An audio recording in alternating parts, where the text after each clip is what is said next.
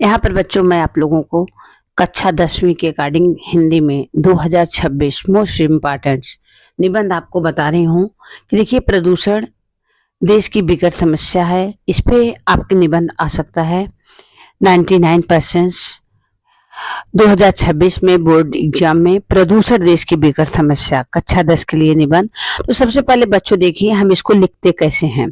प्रदूषण आज भारत की सबसे बड़ी समस्या विकट समस्याओं में से एक है। यह केवल पर्यावरण को नहीं बल्कि मानव समाज जीवन के अस्तित्व और देश की प्रगति को भी खतरे में डाल रही है।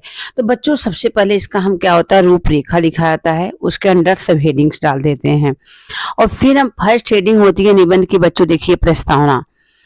प्रस्तावना का मतलब देखिए बच्चों होता है कि जैसे हमने प्रस्तावना का मतलब होता है उसका हम इंट्रोडक्शन के बारे में कुछ लिखेंगे। तो प्रस्तावना प्रस्तावना में जो है प्रदूषण शब्द का अर्थ है हमारे आसपास के वातावरण, जल, वायु और भूमि ऐसे आंशिक तत्वों को मिलना जो जीवन के लिए हानिकारक है। देखिए बच्चों यहाँ पर मैं प्रदूषण के बारे में बता रही हूँ कि प्रदूषण से भारत जो अपनी तेजी से बढ़ती अर्थव्यवस्था और जनसंख्या के लिए जाना जाता है, दुर्भाग्यवश उच्च दूषित शहरों में गिने जाते हैं जो इस समस्या को विकरालता को दर्शाते हैं। प्रदूषण के बच्चों मुख्य कारण क्या है? प्रदूषण के मुख्य 4 प्रकार के भागों में बांटा जा सकता है।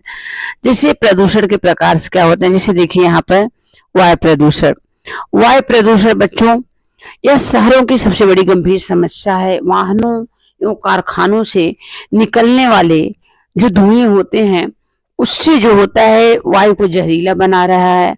पराली फसलों से अवशेष जलाना सर्दियों की स्थिति को बदतर बना देता है।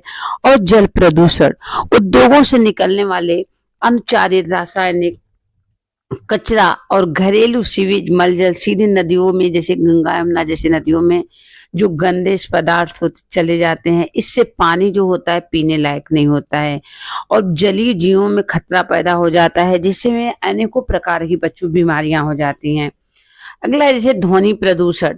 ध्वनि प्रदूषण जैसे नॉइज पोल्यूशन, गाड़ियां जैसे देखिए तेज हॉर्न में हम ऐसा करते हैं, गाड़ियां तेज हॉर्न, लाउड स्पीकर, बहुत सारे लोग होते हैं कि तेज आवाज में साउंड बजाते हैं। हवाई अड्डे और औद्योगिक मशीनें अत्यधिक शोर उत्पन्न करती है जिससे लोगों में तनाव की समस्याएं बढ़ रही हैं।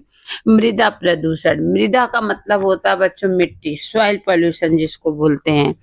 प्लास्टिक को हम जो जला देते हैं, प्लास्टिक की कुछ अंश पड़े रहते हैं, ई कचरा और कृषि अत्यधिक हानिकारक होती है।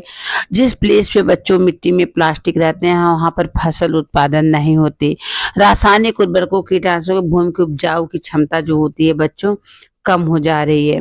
और समस्या का मूल कारण है तेज औद्योगिकरण और शहरीकरण।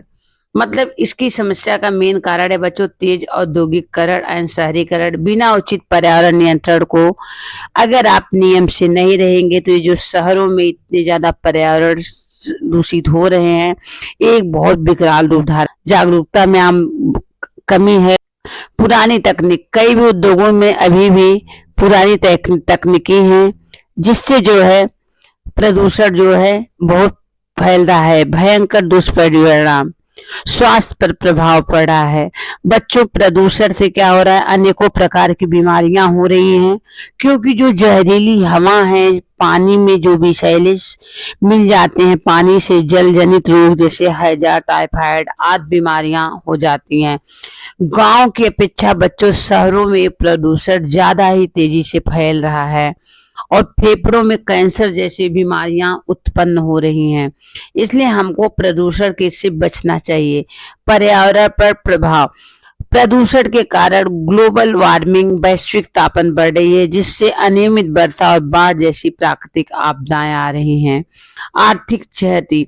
प्रदूषण जनित बीमारियों को इलाज पर देश खर्च बढ़ रहा है। कृषि उपज पर नकारात्मक असर पड़ रहा है।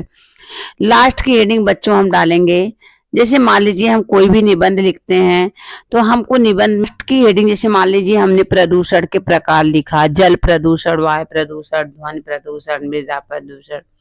और प्रदूषण क्यों हो रहे हैं ये भी हमने बताया कि बहुत सारे औद्योगिकरण हैं, कल कारखाने हैं, पुरानी तकनीक के कारखाने हैं जिससे भी विषैले धुएं उत्पन्न होते हैं। जो गटर सीवेज का पानी जो होता है वो नदियों में प्रवेश कर जाता है, जिससे पीने जो के पानी लायक नहीं होता है और उससे बहुत बीमारियां पैदा हो जाती हैं। प्रदूषण की समस्या क्या है बच्चों? प्रदूषण की विकट समस्या का समाधान केवल सरकार की ही जिम्मेदारी नहीं है। देखिए, ये बहुत ही इंपॉर्टेंट पॉइंट्स है। सरकार केवल आपको बच्चों नियम बताती है, सरकार की ही जिम्मेदारी नहीं है उसका समस्या, बल्कि सभी लोगों को, हमारे भारत के प्रत्येक नागरिक को ये सामूहिक प्रयास करना पड़ेगा और हमें स्वच्छ ऊर्जा, पवन ऊर्जा के साधनों को अपनाना होगा। सार्वजनिक परिवहन का उपयोग बढ़ाना होगा। प्लास्टिक का उपयोग बच्चों हमको बंद करना होगा। प्लास्टिक का उपयोग हमको बंद करना होगा, तो ही बच्चों हमारा जो है ये पर्यावरण प्रदूषण जो है बंद हो पाएगा। वृक्षारोपण का एक आंदोलन बनाना होगा। हमको सभी लोगों को वृक्षारोपण करना चाहिए। ट्री प्लांटिंग्स आंदोलन जैसे पर्यावरण करना चाहिए। जब तक देश प्रत्येक नागरिक अपनी भूमिका नहीं निभाएगा, तब तक हम नदियों को स्वच्छ हवा, पानी, जल शुद्ध हमें नहीं मिल पाएगा।